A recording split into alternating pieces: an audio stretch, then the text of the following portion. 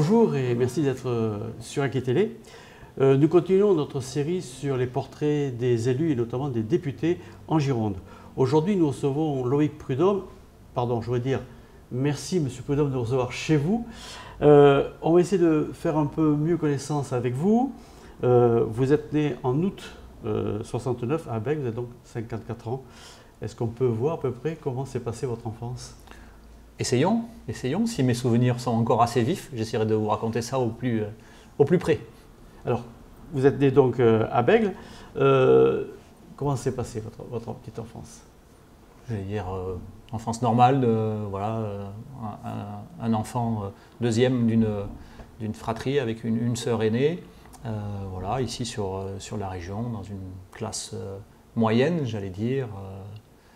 Tout ce qu'il y a de plus classique, avec, pour ceux qui connaissent un petit peu la zone géographique, d'abord une enfance ici sur le quartier de Thouars, c'est un quartier populaire ici à Talence, et puis après un déplacement vers Gradignan où ma maman était institutrice, et puis quelque chose de finalement très banal et très classique d'un gamin des classes moyennes. Votre papa ? Mon papa, il travaillait au port autonome de Bordeaux. Donc j'ai quelques souvenirs aussi de mercredi après-midi où parfois les grands-parents ne pouvaient pas s'occuper de moi ou quoi, où j'ai accompagné mon père sur le port autonome de Bordeaux où il a travaillé quelques années jusqu'à temps que le port autonome en fait ferme, notamment le poste de pilotage que quelques-uns connaissent. Il faisait quoi votre papa ? Et il travaillait au pilotage du port autonome de Bordeaux. Il faisait radio en fait. D'accord. Voilà. Le pilotage, c'est des petits bateaux qui accompagnent les gros navires en Irak. Voilà. Donc il y avait un poste de pilotage, donc des bureaux avec effectivement une liaison radio avec ces pilotes qui allaient dans des petites embarcations de mes souvenirs d'enfance, monter sur les navires marchands qui arrivaient au port autonome de Bordeaux, qui ne connaissaient pas forcément le fond de navigation de la Garonne, et donc ces pilotes qui connaissaient localement la navigation montaient à bord des bateaux et les amenaient jusqu'au port autonome de Bordeaux. Et donc mon papa travaillait dans ces bureaux du pilotage du port autonome de Bordeaux, où il était, j'ai souvenir de ça, en liaison radio avec les pilotes qui étaient eux sur les embarcations, donc qui étaient terrestres. Vos souvenirs de ça ? Oui. De ces moments ? Oui, parce que pour moi j'étais tout gamin et c'était un monde inconnu, assez mystérieux, avec des communications radio. C'était plutôt des bons souvenirs. Et puis aussi, je dois l'avouer, maintenant je pense qu'il y a prescription. Je profitais parfois d'avoir, je crois que c'était ma première canne à pêche aussi, de ces après-midi où j'allais tremper des fois le bouchon et l'hameçon dans la Garonne en toute illégalité sans doute. Mais bon, je pense qu'à 6 ou 7 ans, il y avait une dérogation et je pense que j'ai jamais remonté aucun poisson. D'accord. Et donc, ce travail de votre papa, ça vous donnait des envies d'être dans la marine ou... Absolument pas. Non, absolument pas. Je pense qu'à cette époque-là, j'étais vraiment trop jeune pour savoir, avoir aucune idée de ce que l'avenir pouvait me réserver en termes de profession ou d'envie. Je pense que mes envies professionnelles se sont dessinées beaucoup plus tard. Maman, elle, donc... enseignante, institutrice. Donc, suivre maman dans la classe, c'était pas possible ? Non, même si j'ai eu, c'était aussi une expérience, l'occasion d'être son élève, par la force des choses, puisqu'il n'y avait pas suffisamment de classe pour que je sois dans une autre classe. Donc voilà. C'est compliqué d'être l'élève de sa maman ? Non, ça a été très vite réglé, parce qu'effectivement, quand on a, c'était l'époque, 6-7 ans, on s'imagine qu'effectivement il va y avoir des passe-droits. Et je me suis aperçu très rapidement, au bout de quelques heures, qu'il n'y avait pas de passe-droit, que c'était au contraire. Oui, le contraire. Beaucoup plus strict. Donc vous étiez donc à l'école communale, après vous avez fait le collège, j'imagine ? Oui. Le lycée aussi ? Le collège, alors c'était ici sur la région. Alors après, collège avec une appétence toute relative pour les études, pour passer du temps assis sur une chaise dans une salle de classe, et donc une orientation un petit peu originale en fin de collège qui m'a amené à être interne au lycée agricole Blanquefort. D'accord. Donc voilà, pour des raisons pratiques, parce que c'était un peu compliqué pour mes parents de faire l'aller-retour ou moi de faire le trajet. Et puis ça me correspondait finalement pas mal. J'étais interne au lycée, ça m'a obligé aussi à travailler les soirs. Voilà, n'ayant pas grand-chose d'autre à faire quand on est interne, mais on est en permanence, enfin voilà, on a des heures de permanence. Et donc, bon, à part regarder voler les mouches, bon, le plus utile était de travailler. Alors, au lycée agricole donc, de Blanquefort, oui. Vous avez une spécialité, parce que c'est plutôt le vin là-bas. C'est plutôt le vin, oui. Alors parce qu'il y a non, pas que. Il y avait aussi des cursus généraux. Effectivement, c'est connu pour toute la filière viticulture œnologie. Et donc il y avait beaucoup d'élèves sur ces filières-là. Moi, j'ai fait un brevet de technicien agricole général, donc avec vraiment quelque chose de très généraliste, que j'ai obtenu donc au lycée de Blanquefort. Et après, j'ai quitté le lycée avec ce diplôme, donc qui est l'équivalent d'un bac, même si c'était un peu dévalorisé à l'époque, mais c'était ce niveau-là, pour aller ensuite quitter la région et me spécialiser sur un bac +2, donc un BTS. Et là, plus spécifiquement, toujours dans le domaine du brevet de technicien supérieur agricole, toujours sur l'agriculture, mais sur les questions relatives à l'eau, la ressource en eau, et notamment les questions d'irrigation, de drainage. Déjà à l'époque. Déjà à l'époque, ouais, il y avait sans doute déjà une petite appétence pour ces sujets. Et après, donc, vous êtes entré à l'INRA comme alors, technicien. Alors ça a été beaucoup plus tard. Alors, vous avez votre BTS. Voilà, BTS en poche, je fais comme tout le monde, je cherche du boulot. Donc je pointe quand même un petit peu à la NPE pendant quelques mois. Et puis je trouve du boulot dans le privé, dans le centre de la France, mais là vraiment sur quelque chose de plus commercial, avec mon bagage technique qui me permettait d'accéder à une entreprise qui notamment vendait des systèmes d'irrigation voilà, aux collectivités territoriales. Et donc j'ai poursuivi ça pendant quelques années, d'abord dans le centre de la France, puis en région parisienne. Et puis ça n'est que assez tardivement, après presque 7-8 ans d'expérience professionnelle dans le privé, que j'ai enfin réussi à réaliser un rêve, pour le coup qui était quasi un rêve de gamin, rentrer à l'INRAE, puisque cette vocation de la recherche agronomique m'était venue un jour de porte ouverte, ici à l'INRA, devenu maintenant INRAE de Villeneuve-d'Ornon, où j'étais collégien, je pense, j'avais pu visiter les laboratoires, les installations d'une unité de l'INRAE. Et je ne sais pas pourquoi, ça m'avait vraiment effectivement beaucoup marqué. Et cette idée m'est restée en tête. J'ai essayé à plusieurs reprises de passer des concours. Une fois en n'étant pas loin de réussir, mais voilà, comme on dit, c'est quasi réussi, c'est raté.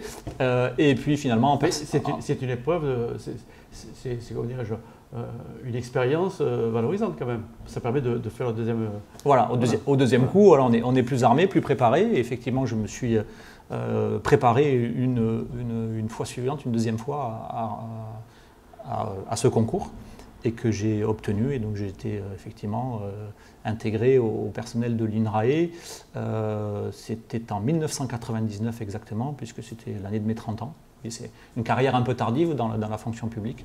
Et au centre INRA d'Orléans, toujours sur des questions d'eau et de... Ça, l'eau, c'est votre... Oui, ça a été peut-être un petit peu un fil directeur, parce que je suis rentré dans un laboratoire qui travaillait sur l'érosion des sols, par la pluie notamment, avec un spécialiste qui est malheureusement aujourd'hui est décédé, qui s'appelait Yves Le Bissonnet, que je tiens à mentionner, qui était une des sommités mondiales des questions d'érosion des sols par l'eau. Et donc voilà, j'ai démarré ma carrière à l'INRA à ses côtés dans ce laboratoire du centre de la France. Et à ce moment-là, vous étiez déjà marié, vous avez des enfants? Non, 99, non. J'avais effectivement une relation, une compagne à l'époque, et puis voilà, la vie faisant aussi que des choses ont bougé. Et non, ça a un petit peu bougé dans les années qui ont suivi après mon entrée à l'INRAE. Et puis voilà, un garçon qui arrive un peu plus tard, en 2002. Qui a 21 ans? Qui va avoir qui a 21 ans, qui va fêter dans quelques jours son 22e anniversaire. Voilà. Il fait quoi, lui? Il est toujours dans son cursus scolaire, il est en alternance sur des formations en informatique. Voilà. D'accord. Alors, l'INRAE, pour vous, c'est vraiment le Graal, quelque part. Oui, tout à fait. L'eau, alors, qu'est-ce qu'on peut dire sur cette... vous avez beaucoup aimé l'eau. Et là donc, vous faisiez quoi exactement à l'INRAE? Alors j'ai surtout beaucoup aimé ce milieu de la recherche agronomique et de la recherche publique. Donc démarrage, comme je le disais, en 99 sur un laboratoire qui parle d'érosion des sols, d'érosion par la pluie, hein, par l'eau, donc tous ces sols qui sont érodés par des flux d'eau qui les emmènent, qui les emportent. Et donc ça a duré quand même quelques années, jusqu'en 2006 à peu près, oui, 6-7 ans dans ce laboratoire. Et puis une volonté malgré tout, quand on est du sud-ouest et de la région bordelaise, on a aussi un objectif, c'est d'y revenir. Et l'opportunité en 2006 de revenir ici sur Bordeaux avec un poste qui se libérait ici sur l'INRA de Villeneuve-d'Ornon, sur des thématiques où mes compétences étaient attendues, puisque c'était une unité qui travaillait sur le transfert des éléments minéraux dans le sol, donc des éléments qui se trouvent dans un sol agricole, et qui sont lessivés, transférés par l'action de l'eau notamment, vers les profondeurs, entraînées, etc. Et donc ils avaient besoin d'une compétence pour mesurer un petit peu ces flux d'eau, connaître un petit peu aussi le fonctionnement hydrique des sols. Et donc voilà, ces compétences en mesure physique, en technicien aussi de terrain, puisque j'étais moi catégorie B, un technicien de la recherche comme on appelle, c'est-à-dire ces petites mains qui mettent en forme les idées géniales des chercheurs de la recherche agronomique et qui transforment ça en expérimentation concrète. Donc mes compétences ont sans doute intéressé ici l'équipe que j'ai pu rejoindre à mon plus grand bonheur en 2006. Et puis jusqu'à mon élection de 2017. Alors, je travaillais ici à l'INRA de Villeneuve. Concrètement, cette étude du transfert des minéraux dans le sol, ça impacte quoi? Alors ça impacte déjà leur disponibilité pour la plante et donc sur la fertilité des sols.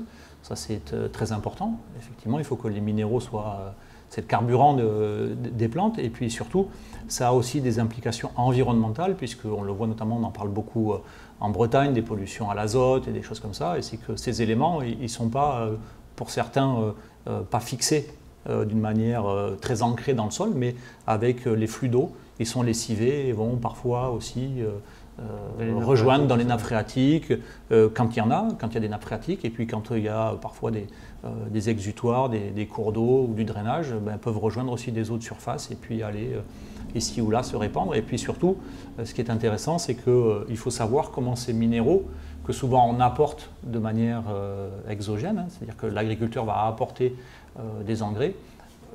L'idéal, c'est qu'on apporte uniquement la dose nécessaire et que le reste ne soit pas emporté effectivement par les eaux de pluie ou d'irrigation. Donc voilà, c'est un vrai enjeu que les chercheurs de l'INRAE pourront vous expliquer bien mieux que moi. Et il y a cet enjeu-là, et puis autour de ça, il y a aussi des problématiques qui sont venues se greffer, qui sont connexes, la pollution notamment par des métaux lourds. On parle ici, et les gens connaissent aussi la question des sols viticoles avec le cuivre qui se trouve à l'intérieur. C'était des thématiques aussi qui étaient abordées par les chercheurs de l'unité à laquelle j'appartenais. Que des sujets ultra intéressants.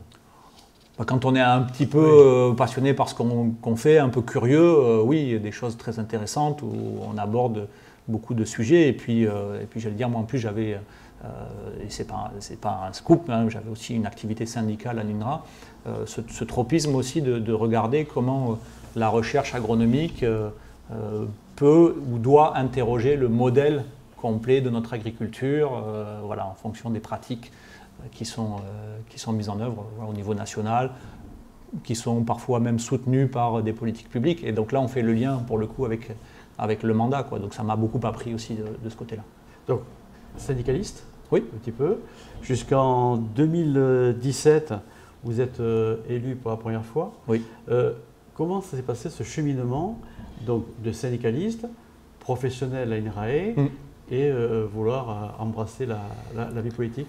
Je pense que c'est assez naturel et finalement c'est un cheminement assez logique. Quand vous commencez à avoir une activité syndicale, c'est que, en tout cas moi c'est comme ça que je l'ai abordé, une envie de changer les choses collectivement, avec d'autres collègues, comment on fait pour qu'en s'unissant on arrive à faire aboutir des revendications, alors à l'intérieur d'une entreprise quand vous êtes syndicaliste, et puis après aussi, de manière plus plus large, quand vous avez aussi au niveau syndical des responsabilités à des niveaux nationaux, que vous embrassez des sujets plus larges, vous dites comment je fais pour que finalement ce combat syndical, ou en tout cas ces batailles que je mène, je vous parlais du modèle agronomique, du modèle agricole, trouve écho, ou même sur la défense des salariés, des fonctionnaires, des salariés du privé, à quel endroit se trouvent les leviers. Et quand vous faites du syndicalisme, vous apercevez aussi que vous avez des leviers, mais vous ne les avez pas tous, et il y en a qui vous font défaut souvent. Et vous vous heurtez parfois effectivement à des limites, et qu'il me semblait que l'engagement politique permettait d'aller plus loin, d'actionner d'autres leviers, mais toujours dans le même objectif de l'intérêt général, d'améliorer la condition des salariés, des fonctionnaires, des gens que je défendais déjà au niveau syndical.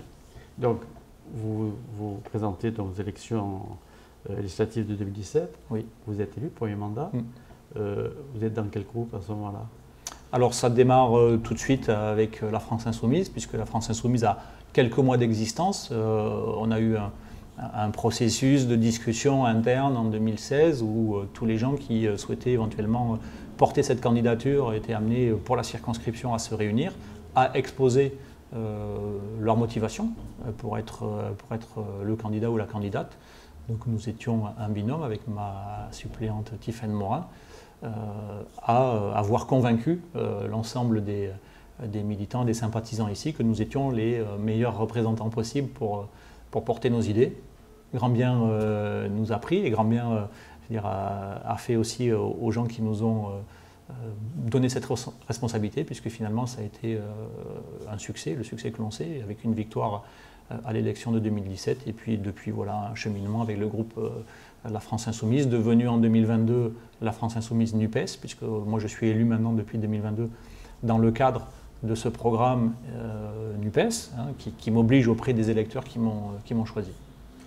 Comment ça se passe, votre relation avec l'électeur et vous? Vous êtes facile d'accès? Alors c'était justement un des points qui m'a aussi poussé à l'engagement politique.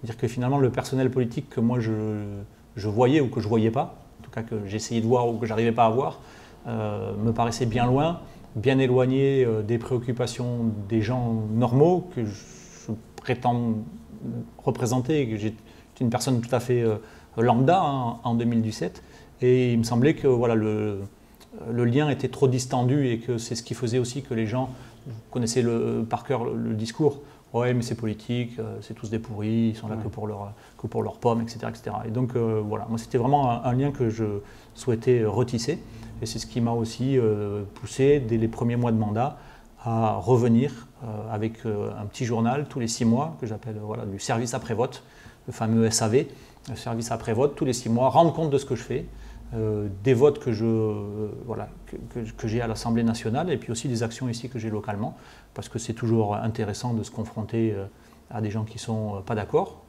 parfois des gens qui sont d'accord avec ce que vous faites, mais qui ont toujours aussi quelque chose à vous apporter. Donc je tiens le rythme, et je tiens à le préciser, puisque ça va faire 6 ans, et je suis au 13e numéro de ce petit service après-vote, voilà, tous les 6 mois, et je pense que c'est essentiel. Et puis ça me donne l'occasion, c'est pas seulement écrire et distribuer dans les boîtes aux lettres, c'est être à chaque fois sur les marchés, devant les supermarchés, devant les endroits où les gens passent, pour aller leur distribuer ce journal, et l'occasion aussi de porter des discussions, des contradictions. Et puis c'est vrai aussi quand je me rends sur des réunions publiques, soit où je suis invité, soit que j'organise, ou quand j'ai des actions sur le terrain. Je m'attache vraiment à être accessible. Voilà, j'ai dit en 2017 aux gens qui me connaissaient, quand j'ai été élu, si vous voyez un moment que mes baskets quittent le sol, mettez-moi une claque, ça voudra dire que je suis plus accessible. Donc, vous avez reçu beaucoup de claques? Pas trop.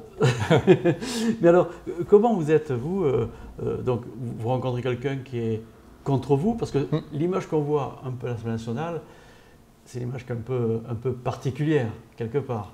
Vous, ici, en terrain, c'est différent. Il n'y a pas les caméras, c'est face-to-face. Oui. Donc voilà, comment vous êtes par rapport à quelqu'un qui n'est pas d'accord avec vos idées?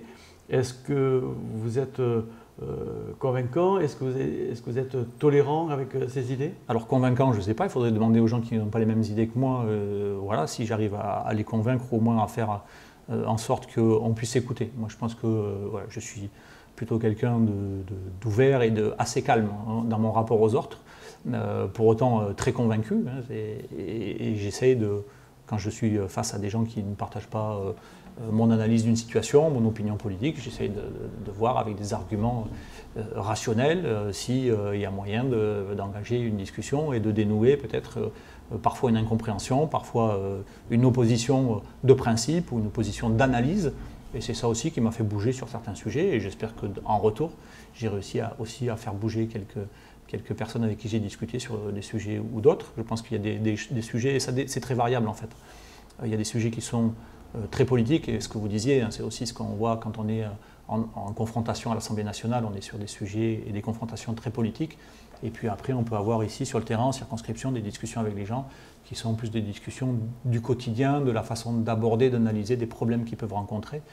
Et donc là, on est parfois sur des choses qui sont même transpartisanes, qui n'ont pas forcément de couleur politique, mais sur lesquelles moi j'essaye d'apporter aussi un éclairage politique, au sens où il y a beaucoup de notre quotidien qui est lié à la question politique, au sens étymologique, comment s'organise la société, comment on souhaite organiser notre vie en société. Pour moi, c'est ça aussi, faire de la politique. Et donc, oui, parce que quand on voit un peu tous les partis politiques, mon avis personnel, ça ressemble beaucoup à des sectes. Et lorsqu'on rencontre les députés ou les hommes politiques, comme vous et moi en ce moment, ce sont des personnes qui me semblent totalement différentes, avec qui on peut discuter, la preuve. Est-ce que vous êtes capable d'accepter des idées des autres? Oui, je vous dis, il y a des sujets sur lesquels on peut avoir des actions transpartisanes. Typiquement, en ce moment, je travaille beaucoup sur les questions d'infrastructures ferroviaires qui sont très discutées ici sur la métropole bordelaise, où on se retrouve avec des avis convergents, avec des gens, des centristes notamment. Et donc moi, j'ai aucun souci à dire à un moment, je suis d'accord avec un tel ou je suis d'accord avec un tel. Je réfute quand même le terme de secte, mais c'est vrai que les partis politiques sont aussi là pour organiser la vie politique autour de grandes idées, de grandes valeurs qui nous sont quand même propres et qui nous identifient les uns par rapport aux autres, et qui permet aussi au Kidam de se référer effectivement sur les grandes tendances politiques. Mais pour autant, moi je pense qu'on a tous, à un moment ou un autre, quelle que soit notre tendance politique, qu'on soit centriste, même de la majorité Renaissance jusqu'à la gauche la plus radicale, au-delà même de la France insoumise, on a tous à un moment ou à un autre des sujets sur lesquels on a une analyse qui est pertinente et des propositions, des solutions qui peuvent être absolument entendues. Et ça, il n'y a pas de difficulté à le reconnaître. Alors, quels sont aujourd'hui vos combats? Donc, il y a la malbouffe chez vous, l'alimentation industrielle, le glyphosate, l'obsolescence programmée, l'écologie, les violences policières, parce que vous avez eu un petit souci il y a quelques temps de ça. Oui. C'est pas mon sujet principal, les violences policières, mais c'est vrai que j'en ai été la victime, et donc ça m'a permis de... Alors, c'est violences policières ou c'est violence d'un policier ou... Non, c'est ce qu'on appelle violence policière, et que le ministre de l'Intérieur ne souhaite pas que l'on qualifie de ce terme-là, parce que le problème, c'est que effectivement aujourd'hui, l'institution policière, fait en sorte qu'elle devienne ce que l'on a dit systémique. Et donc nous, on a des propositions. Moi, je respecte tout à fait le travail des policiers. On est même ceux qui avons porté dans notre programme le fait d'en embaucher plus, de leur donner des conditions de travail plus faciles. Mais l'institution elle-même, aujourd'hui, provoque ça, parce qu'elle est aussi, on l'a vu là depuis notamment 2017, elle est utilisée à des fins politiques qui ne sont pas ses missions premières de gardien de la paix, plutôt que maintien de l'ordre. Alors, parmi les combats, sur les 5 que j'ai là, la malbouffe, l'alimentation industrielle, glyphosate, obsolescence programmée, l'écologie, pour vous, le combat final, c'est lequel? Non, mais tout est lié sur ces sujets. C'est effectivement la question de l'environnement, de la santé environnementale, en gros, qui est assez liée, puisque quand on parle du glyphosate, c'est comment on utilise des pesticides pour produire des produits agricoles qui eux-mêmes rentreront dans la composition de notre alimentation. C'est encore possible, ça? Et donc on reboucle sur la malbouffe. Et bien sûr que c'est possible de faire différemment. Parce que là, souvent, le glyphosate, il est reparti pour 10 ans. Pour l'instant, ce n'est pas fait, il y a des recours et je suis très actif sur ce sujet-là aussi, sur les recours qui seront portés contre cette réautorisation. Mais oui, c'est possible de faire autrement et c'est notamment un de mes combats principaux, puisque vous me demandez d'essayer de hiérarchiser cette question, de dire qu'on a moyen de faire autrement aujourd'hui pour produire notre alimentation en rémunérant correctement les agriculteurs qui font un métier qui est très difficile, notamment avec le changement climatique, en préservant la santé des consommateurs et en leur produisant une nourriture de qualité, et puis surtout en arrêtant de dégrader l'environnement qui aujourd'hui est le support de nos activités humaines. Donc moi c'est vraiment, si je dois en retenir un, qui est vraiment le plus prégnant et qui m'a vraiment beaucoup occupé depuis 6 ans, c'est cette question-là autour de l'agriculture, de l'alimentation, parce que bien sûr aussi la question de l'eau s'insère aussi dans ces questions d'agriculture. Bien. Voilà, on a passé nos 26 minutes avec vous. Ça passe vite. Ça passe vite, hein. Merci de nous avoir reçus. Merci à vous. Moi, je vous donne rendez-vous très prochainement sur AgriTélé. Merci, au revoir. Au revoir.